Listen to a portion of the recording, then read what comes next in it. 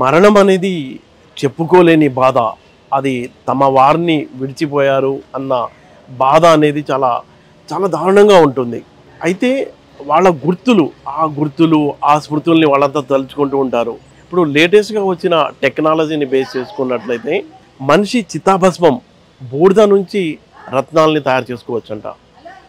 అంటే మనకు కావాల్సిన సైజు, రంగు ఒక క్యారెట్ డైమండ్ తయారు చేసుకోవడానికి ఒక అరకప్పు చితాభస్మం సరిపోతుంది అంటారు శాస్త్రవేత్తలు. జనరల్గా మనిషి చనిపోయినప్పుడు ఆయన దహన సంస్కారాలు అయిన తర్వాత 7 నుంచి 10 కప్పుల వరకు బూడిద వస్తుందంట. అందులో నుంచి కేవలం ఒక అరకప్పు బూడిదతోనే ఒక డైమండ్ తయారు చేసుకోవచ్చని శాస్త్రవేత్తలు అంటున్నారు. అంతేకాదు ఆ డైమండ్ పైన ఎవరైతే మృతుడు ఉన్నారో ఆ మృతుడి పేరు కూడా లేజర్తో రాసుకోవచ్చు అంటారు. అంటే తమ అయిన వారిని విడిచిపెట్టాము, వాళ్ళు తమతో లేరు అన్న బాధ నుంచి విముక్తి పొందడానికి ఆ జ్యువెలరీ ఎంతో ఉపయోగపడుతుందని చాలామంది ప్రస్తుతమైతే ఆ ట్రెండ్ కొనసాగుతుంది. మనిషి చితాభస్మం నుంచి డైమండ్స్ తయారు చేస్తున్నారు. శ్మశాన బూడిదను వజ్రాలుగా మార్చగలమని మెమోరియల్ డైమండ్ పరిశ్రమ చెప్తుంది. మనిషి వెంట్రుకలు, ఎముకల బూడిద నుంచి 30% కార్బన్ లభిస్తున్నట్టు గుర్తించారు. దహన సంస్కారాలు అయిన తర్వాత ఆ ప్రదేశంలో 7 నుంచి 10 కప్పుల బూడిద దొరుకుతుంది. అయితే ఒక క్యారెట్ డైమండ్ తయారు చేయడానికి అరకప్ చితాభస్మం సరిపోతుంది. చితాభస్మం నుంచి తీసిన కార్బన్ను డైమండ్గా మార్చడానికి 11 నెలల సమయం పడుతుంది. ₹1,00,000 వరకు ఖర్చు వస్తుంది. సైజ్, షేప్, కలర్ మనకు నచ్చినట్లు చేసుకోవచ్చు. అంతేకాదు ఆ డైమండ్పై లేజర్తో మృతుడి పేరు రాసుకోవచ్చని geological survey of India retired director S V Satyanarayana the Federal తెలంగాణకు తెలిపారు. చనిపోయి ఆ బూడిద అంతా కలెక్ట్ చేసి ఎంత కావాలో అంత బూడిది, సో 4-5 కప్పులు అంటున్నారు. సో 4-5 కప్పులు ఆ బూడిదని కలెక్ట్ చేస్తే దాంట్లోంచి కార్బన్ బయటికి తీస్తారు. కార్బన్ బయటికి తీస్తున్నారు కదా, ఆ కార్బన్ ఏం చేస్తారు, మళ్ళీ ఈ హై ప్రెషరు, టెంపరేచర్, నార్మల్గా డైమండ్స్ ఏ టెంపరేచర్ వాటిలో జరుగుతాయో అదే టెంపరేచర్ ల్యాబ్లో క్రియేట్ చేస్తారు. క్రియేట్ చేస్తే ఒక 6-7 నెలలకి అది ఒక డైమండ్ కింద వస్తామట. దానికి ఎంత సైజు, పెద్ద సైజు కావాలా, చిన్న సైజు కావాలా, ఏ షేప్లో కావాలి, ఏ రంగులో కావాలి కూడా టెక్నిక్స్ అన్నీ వచ్చేసినాయండి. ఒక మనిషి చనిపోయినప్పుడు ఇష్టమైన ఆ వ్యక్తి దూరమయ్యారన్న బాధ ఉండటం సహజమే. అయితే అలాంటి వారు తమ మనిషిని డైమండ్ రూపంలో తమ వద్ద పెట్టుకోవచ్చు, జ్యువెలరీలో పెట్టుకోవచ్చు, రింగ్లో పెట్టుకోవచ్చు. దహన సంస్కారాల బూడిద నుండి స్వచ్ఛమైన కార్బన్ను సంగ్రహిస్తారు.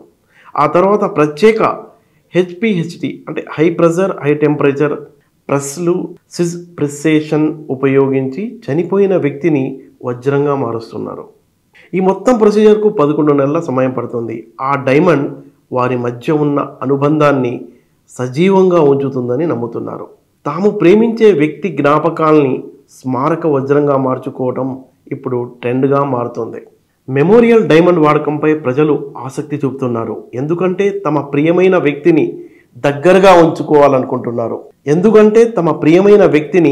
దగ్గరగా ఉంచాలనుకుంటే ఈ మెమోరియల్ డైమండ్ అనేది ఇప్పుడు అందుబాటులో ఉంది.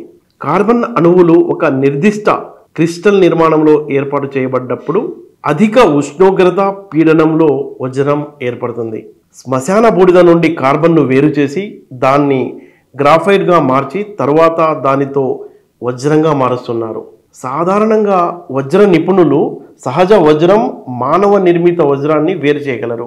కానీ ఈ శ్మశాన బూడిద కార్బన్ వాడిన వజ్రాన్ని ఇతర మానవ నిర్మిత వజ్రం నుండి వేరు చేయటం అసాధ్యం. దానిలో ఎంత శాతం బూడిద కార్బన్ ఉందో కూడా తేల్చడం సాధ్యం కాదు. ఇది వ్యక్తిగత నమ్మకంపై ఆధారపడి ఉంటుంది. ఒక వజ్రంలో వారి ప్రియమైన వారి స్మృతి ఉండాలని భావిస్తే పర్సెంటేజ్ కాదు, ఆ భావోద్వేగమే ముఖ్యమవుతుంది. ఒక మెమోరియల్ డైమండ్ విలువ ప్రధానంగా భావోద్వేగాల మీద ఆధారపడిందే. దహనంతో మిగిలిన అస్థి ధూళిల్లోని కార్బన్ అసలు డిఎన్ఏ నుంచి కాదు, సాధారణ రసాయన సమ్మేళనమైన కాల్షియం కార్బోనేట్ నుంచి వస్తుంది. అయితే ఈ మెమోరియల్ డైమండ్ విషయంలో 2 వర్గాల మధ్య వాదన ఉంది. ఒకవైపు కంపెనీలు ఇది సాధ్యమేనని చెప్తుంటే మరోవైపు కొందరు ఇది మోసమని అంటున్నారు. శ్మశాన బూడిద నుండి కార్బన్ పూర్తిగా నశించిపోతుందని, అందువల్ల వజ్రాన్ని తయారు చేసేందుకు ఇతర మూలాల నుండి కార్బన్ తీసుకుంటున్నారని ఆరోపిస్తున్నారు. కానీ శాస్త్రీయంగా కార్బన్ నాశనం చేయడం అనేది అణు రియాక్షన్ ద్వారానే సాధ్యం. సాధారణంగా శ్మశానంలో శరీరం నుండి ఎక్కువ శాతం కార్బన్ గ్యాస్ రూపంలో బయటకు పోతుంది. కానీ ఎముకలలో మిగిలిన కాల్షియం కార్బోనేట్ అనే రూపంలో కొంత కార్బన్ మిగులుతుంది. 2010లో బెల్జియం శాస్త్రవేత్తలు శ్మశాన ఎముకలను కార్బన్ డేటింగ్ చేయగలరు అని తెలిపారు. 800 డిగ్రీల సెంటీగ్రేడ్ వద్ద కూడా కార్బన్ మిగిలిందని వారు చూపించారు. శోకాన్ని జ్యువెలరీతో లింక్ చేయటం అనే ప్రక్రియ అనేది కొత్తదేం కాదు. గతంలో కూడా ఇలాంటి ఎగ్జాంపుల్స్ చాలా ఉన్నాయి. విక్టోరియా మహారాణి తన 3వ కూతురు ప్రిన్సెస్ యొక్క అలాగే తన తల్లి యొక్క జ్ఞాపకాలని గుర్తుగా వాళ్ళ వెంట్రుకల్ని ఆ డైమండ్లో ఆ పెండెంట్లో దాచుకోవడం మనం చూడవచ్చు. అలాగే చాలామంది సినిమా యాక్టర్లు కూడా వాళ్ళకి సంబంధించిన సన్నిహితులు మరణించినప్పుడు వాళ్ళ చితాభస్మాన్ని పచ్చబొట్టుతో కలిపి పొడుచుకోవడం కూడా మనం చూసాము. అయితే ఇప్పుడు ఈ టెక్నాలజీలో వచ్చిన మార్పుతో చాలామంది అంటే ఆ చితాభస్మం నుంచి కార్బన్ వస్తుంది. ఆ కార్బన్ని డైమండ్గా మార్చుకోవడం, ఆ డైమండ్ పైన ఎవరైతే మృతుడు ఉన్నారో ఆ మృతుడి పేరు పెట్టుకోవడం కూడా ఇప్పుడు ఒక ట్రెండ్గా మారింది. అయితే దానికి ఖర్చు దాదాపుగా ఒక క్యారెట్ తయారు చేయడానికి ₹1,00,000 వరకు ఖర్చు వస్తుంది. దాంతోపాటు మనకు ఎలాంటి రంగులో ఉండాలి, ఏ సైజు ఉండాలి అనే దాని మీద కూడా వాళ్ళ ఇష్టాన్ని బట్టి కూడా తయారు చేసి ఇస్తున్నారు.